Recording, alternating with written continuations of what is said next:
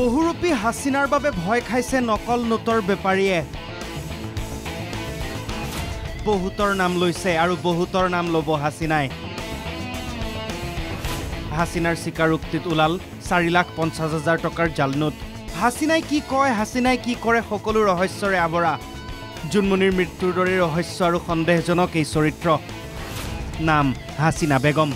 SI Junmoni ৰাভাৰ মৃত্যুৰ পাছত দৃশ্যপটলৈ আহিছিল এইগৰাকী হাসিনা বেগম জুনমনিৰ মৃত্যুৰ আঁৰত আৰক্ষী জড়িত থকা বুলি প্ৰমাণ কৰাৰ চেষ্টা চলাইছিল হাসিনাই এসময়ত কৈছিল জুনমনি ৰাভাই ফোন কৰি কোৱা বিপদ ভাবুকিৰ কথাও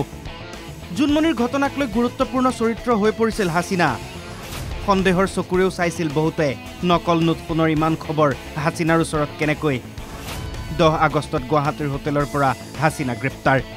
নকল সোণৰ বেপাৰীক ৰক্ষণাবেক্ষণ দিম বুলি বিহপুৰীয়াৰ ওসি বঙালমৰাৰ আইচিৰ নামত ধন লৈছিল হাসিনাই ভয় ভাবুকিৰে আদায় কৰিছিল 80,000 টকা ফকৰুদ্দিন নামৰ এজনৰ সৈতে সেইবাবে গণেশগুৰিত গ্ৰেপ্তাৰ হৈছিল হাসিনা বেগম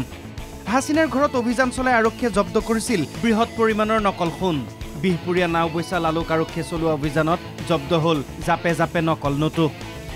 বহুৰূপী হাসিনাক লৈ নকল সোণ নোটৰ সন্ধানত মঙলবাৰেও আৰক্ষীৰ অভিযান হাসিনা বেগমৰ স্বীকাৰোক্তিৰ ভিত্তিত মহখুলি ৰহিমউদ্দিনৰ ঘৰত উদ্ধাৰ 4,50,000 টকাৰ জাল নোট দুদিনৰ জিম্মাত লৈ অভিযান চলাইছে আৰক্ষীয়ে আকৌ চলিব অভিযান আশা কৰা হৈছে হাসিনা বেগমৰ মুখেৰে ওলাব আৰু বহু নাম জালত পৰিব আৰু মানুহ